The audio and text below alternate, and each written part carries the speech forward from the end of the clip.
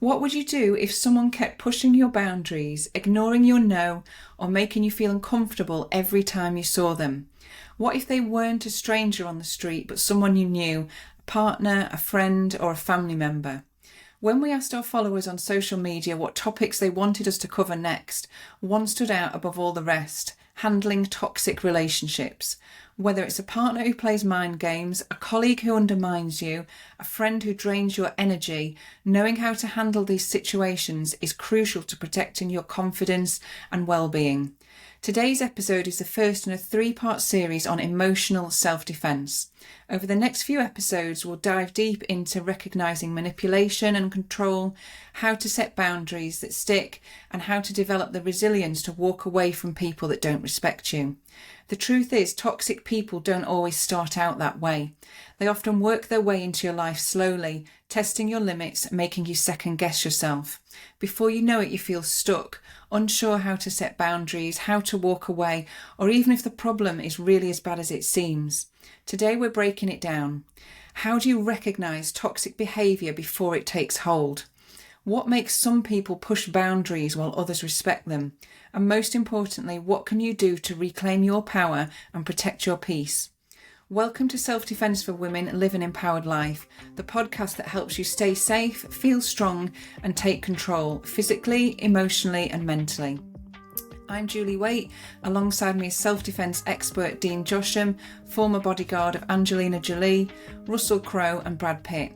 Together, we'll unpack the psychology of toxic behaviour, how to respond, and how to control your own emotional space.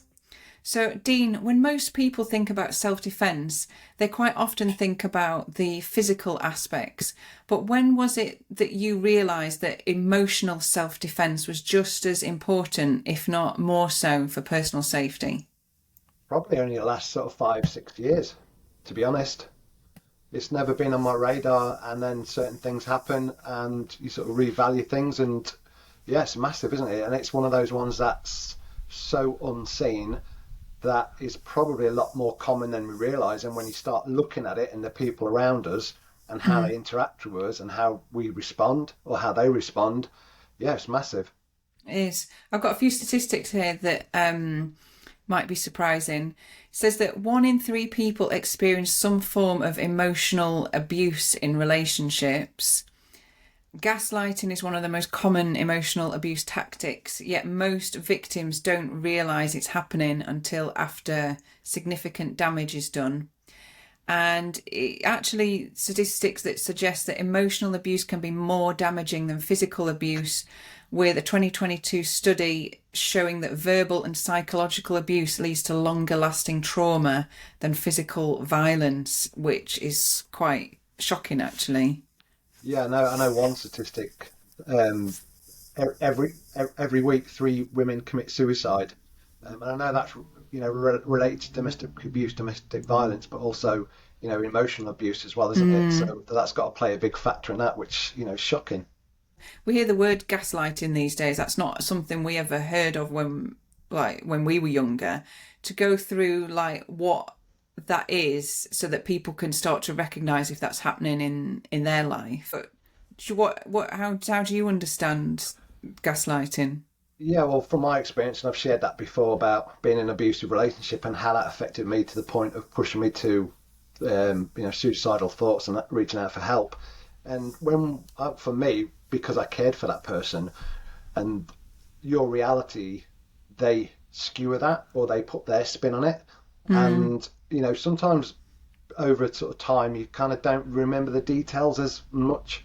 And then when people are very positive and very sort of forceful and confident in what actually happened, but it's not the reality because they put their spin on it to manipulate for their own reasons, for their own gains. And then for me, it just made me doubt what had actually gone on, to look at it and go, oh, maybe I got that wrong because they're so confident in what Yeah, was done and everything. And I'm like, then that just questions me. Yeah, yeah. questions yourself. So they'll be saying things like that never happened, or you're too sensitive, Yeah, or that's not. Making you kind of doubt yeah, whether that was what actually yeah. happened. That's not what I meant. Yeah. is a big one. Yeah, you're overreacting. Yeah. Just trying to make you kind of question in your own mind Mm. the version of events Yeah. that's happening around you. So it could be things like boss at work criticizing your work, but as a joke. So then kind of making you, it's people do things in like a joking way, don't they? And then they pretend that you're overreacting. That it's not a big deal. It's you being sensitive to it. Yeah, definitely. Um, it could also be someone like putting you down, friend putting you down in front of other people, but then saying that they're just teasing or they're just like messing around. That's Yeah. another Yeah, one. just oh, it's just a joke, just having a bit of fun. Yeah. Yeah, but it's not. Certainly, I think if something is bothering you, then it's Mm. whether if the other person is saying it's a joke, you're being sensitive, whatever. If it's bothering you, then to me, that's a big enough reason to take it seriously. I think also as well, if somebody does that, then you're in your right with your boundaries to try and say, well, okay, that's what you think, and but this is Mm. how this is for me. That wasn't a joke, so could you please stop that? Can you not say that in the future? So you actually highlight it, and there's no grey area. So they can say, Yeah. oh, you're too sensitive, and you can turn and say, well, actually, I don't like that. I didn't. What you said offended me, upset me. Mm. Can you not do it again? And you kind of hope that if you're a good human being, you would take that on board, register that, and never do that again. Because somebody's Yeah. turned around and said, well, that's upsetting me. And you're like, okay, well, I'm your friend, I'm whoever your partner, then I won't say that again. Yeah. Other types of emotional attacks, if you call them that, are guilt tripping. That's something, and these can be like it might be partners, family, friends. So it might be like Mm. a relative guilt tripping you, like after everything I've done for you, or if you really loved me, you would do this. Or you wouldn't say that after everything I've done, after all the ways that I've helped you. That's quite a big one, using guilt and twisting things around on Yeah. people. There's also, you do things for people you love and care for, not out of keeping a score and go, well, I've helped you twice, you've got to help me now. Mm, It's like you do it because you're with that person, you love them, or they're a family member or friend. It's not a keeping score mm, game. So to bring that all back up, you go, really? yeah. Um, Passive aggressiveness as well is one that I think can go unnoticed. So like maybe like some backhanded compliments or silent treatment. Again, that's something that's quite it's quite a nasty tactic that people use, giving the silent treatment until you back down or say sorry or do what they want to do because it's just too uncomfortable. And sometimes people will make this go on for days on end, and that is a form of control and abuse in its own right, giving someone the silent treatment like that. Yeah, massive, innit? Massive manipulation because whatever whatever that would be, and somebody suddenly goes silent on you, then it makes it really awkward, doesn't it? You're like, it's that treading on eggshells, isn't it? Oh, oh, if I do Mm, this, someone going silent on you, yeah, it's not nice. It doesn't create a nice atmosphere to live in or be around that person. I'm no, sure most people have experienced that. yeah. And then as well, you've got manipulation. So trying to control things financially or making threats. They could be like very low level threats that Mm. then might start to escalate. Love bombing as well is something that you hear talked about these days, and that's when you're in the start of a relationship and someone is being very over the top in terms of sending flowers, chocolates, declaring how much they love you, and that quite often can be a sign that maybe the person's a narcissist and that they're trying to control the relationship and move things along a lot faster than it should move along. You obviously you want some excitement and romance and whatever at the beginning of a relationship, but not if you start to question it or if it seems too much, if you get that weird feeling, then that's a red flag really that someone might be trying to manipulate you into a relationship. Yeah, it can be overwhelming too much, kind of. It's like, yeah, of course, if it's a new relationship, it's exciting, everything like that. But you've got to look at it. How does that impact your life as well? If you can't go through your day without your phone pinging every 20 minutes, then potentially isn't healthy. And then you've got to ask the question, is that too much? And also, I've seen people use children as well, like an indirect way as well for that kind of quiet, silent treatment, or saying something to another family member, and because that makes us feel guilty. I used to get a bit going out for drinks with mates, getting teased. Oh, you're not coming out again, or I'm like, no, I'm busy, or you go out and you don't want to drink, or what's the matter with you? Aren't you drinking? Or the pressure of like, oh, aren't you a man, or because you don't want to drink, and it's like, no, I just don't want to have a drink, or that's not my thing. Yeah. Peer pressure, massive as well. Yeah. And I think if you're in a new relationship as well, I think pay attention to those kind of first dates where are they asking questions about you? Are they getting to know you? Or is it all about them? Is it like stories that they're telling about their life? Are they telling lots of stories about how hard done by they are, how they're a victim, how someone has done other things to them?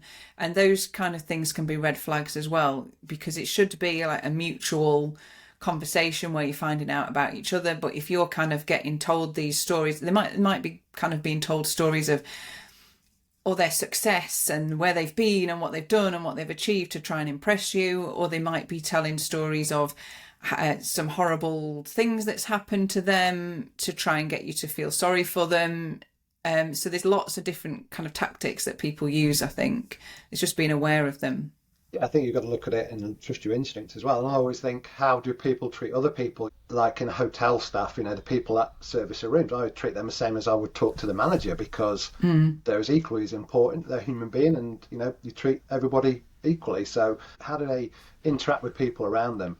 What did they say about ex-partners and things like that? I know things happen and people fall out, but it's like, how do they communicate about past stuff and actually what's going on around them, and their general view on the world, I suppose, as well. Yeah. And why do you think it is that people struggle to defend themselves emotionally, or struggle to handle these toxic relationships? Because we all have them, and anyone you talk to is probably dealing with several people in their life that they're having difficulties with, or there's people that you meet and you feel drained of energy when you meet them, or a colleague you see at work and you just don't want to get cornered and have a chat with them. We've all been there. The relative that makes you feel awful every time you're with them. We all have them. We all have these people in our lives, and yes, if it's relatives or whatever, then to a certain extent you might have to deal with them, or at work you maybe can't get rid of them. But what do you think it is that stops people from defending themselves emotionally? A few things, I think. I mean, social conditioning is a big one, and also conflict. Even that verbal conflict, or can you stop doing that? Depending on who the person is. Good person will go, oh yeah, sorry, I'm really sorry, I won't do that again, thank you for telling me. Yeah, you're right to say that, but it's a conflict element, isn't it? When we've done workshops and talked to people, and it's that uncomfortable actually standing in your ground, standing your barriers and making them clear, because chances are you might get pushback, and might be the other person being defensive because you've suddenly said something that's not appropriate for you, and the other person might feel bad when you kind of hope they'd change their way. A lot of social expectations and things, like say, not rocking the boat, especially like within a work element or situation, and also people in their so-called perceived positions of power, because if they're a boss, the fear of, well, if I stand my ground and set my boundary out, how does that affect me? Because they might go, oh, who's he, who's she, kind of, who are they, kind of thing.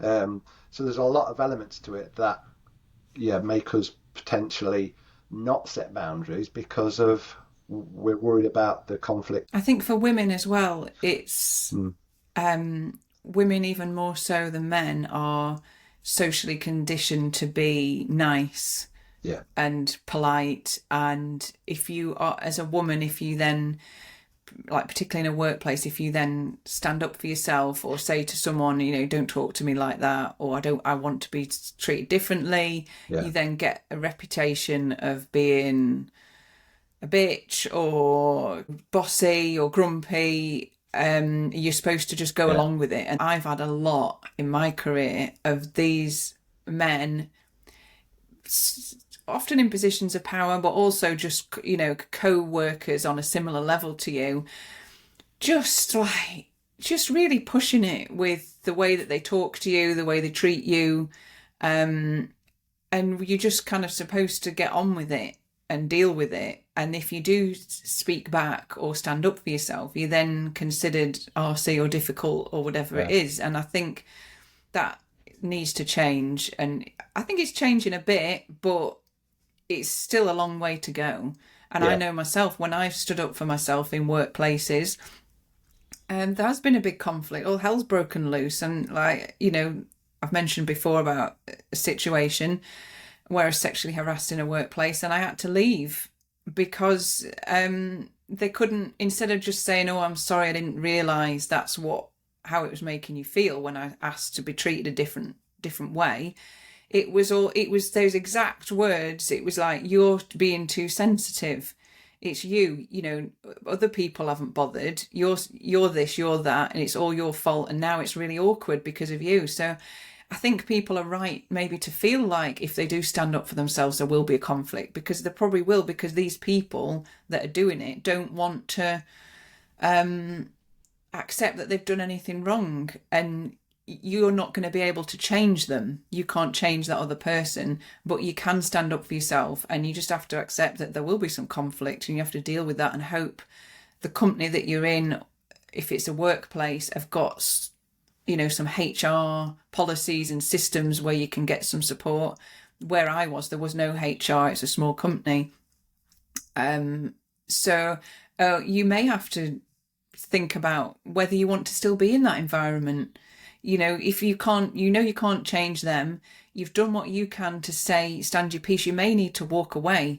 And this could be from a workplace. It could be from a relationship. It could be from a friend, a family member. You don't owe anyone to kind of keep being abused and made to feel uncomfortable if you have said how you want to be treated and they're not listening to that. I think as well, taking great strength from that. If it's difficult, isn't it? Because there's a lot of elements to this. If you've got a job and you need the money, and I understand of course, why certain people will have to or might choose that way. But standing strong in yourself, you're taking a stand, and if you not saying there's a right or wrong, you have to do what's right for you. But also, if you can identify that if they're a toxic person and they don't change their way, and you've highlighted it, or you haven't because you don't want any conflict in that in that perspective, then you know what you're dealing with. If you highlight it to potentially a toxic person and they don't change their way, then even if you can't remove yourself from that relationship or distance yourself from that person, at least psychologically in your head that person's toxic, they're not reasonable, they're narcissistic or whatever that is. Then when you're dealing with them, your head's in a better place because you know what you're dealing with, rather than that self-question. Because we all want the least path of least resistance, because that's a human thing, isn't it? Going along, the easiest path. And to stand up for yourself, is probably the hardest thing, because there's going to be some resistance. At least if you can recognise some of these tactics that people use, you can then, at the very least, you can distance yourself from them and deal with them in a way that minimises interactions. And you may just have to keep on having to stand up for yourself each time they do something, highlight everything that they say. Certainly if you're in a workplace environment, you can be making a note of everything they say and keeping a record of everything. Yeah, I think that's another good thing as well, isn't it? Because by noting it down, not as it happened, but after the event, close after the event, then it's all fresh in your head. You can, rather than you look back and then somebody says, "No, I didn't say that." You go, "Well, actually, I wrote it down." If you've got a list of everything. 10 minutes after, I made some notes because it really bothered me, and I thought, I want to keep note of that. Then you don't question yourself. I think from my experience, that's what happened with me. Is like, and then I didn't quite recall what was said, how it was said. And then it gets a bit blurry, and you sort of go, "Oh, they're so confident in it. I must have got it wrong." Yeah. And also how we justify things for other people as well. I think we do make excuses for people. One, because if you're a nice, good person, that you want to believe and see the good in people. Yeah. And then two, because it's just, if you don't make excuses for them, it means you have to deal with it. And I think that's difficult too. So I think the other thing that stops people is not even recognizing that you're being put down or manipulated or experiencing gaslighting or whatever, because if you're not aware of it, or it's quite low level, it kind of creeps in. And I think some people don't recognise that until it's then escalated, and like you're left in a situation where you were in a previous relationship questioning your own reality, because it's just become so commonplace that you don't know whether it's day or night. Yeah, and you've got to realise people change. People do change over time, and that's just keeping it real. And it's like, okay, this person might have changed over 6 months, a year, and then suddenly you've gone from a love and caring relationship or friendship or whatever, and that's changed. And I've stepped away from people in my life, from years ago, because looking at it, trying to take some of my own medicine is, there was no joy, there was no benefit. It was just painful and hard work. And I'm like, okay, they originally went from a great person to whatever's happened to them internally, externally, what's gone on with them. I just didn't want to be around them people, because it was just hard work, and I didn't enjoy spending the time with them or anything, so I just sort of distanced myself from them, unfortunately. Yeah, it's it's difficult. I think the first step for anyone really in all of this is awareness. And once you recognise that emotional attacks happen, and you know about things like gaslighting, guilt tripping, manipulation, then what you do in that is you're taking away their power over you, because you can see right through them. So I think that's why we wanted to discuss this today, and hopefully open people's eyes to some of the tactics that people use in these situations. Obviously, recognising them is one thing, but it's then what you do about it. So in the next episode, we're going to look at boundaries and how to set boundaries and how to do that without feeling guilty. So if you've ever struggled to say no to people in your life, tune into the next episode and we will look at that. So that's it for today's episode. If you want to join our community, we will share a link below where you can join our email newsletter, and you will get 30% off our online self-defense courses. You'll also get a free guide, 50 street safety tips you can't ignore, and then you'll get monthly self-defense tips straight to your inbox.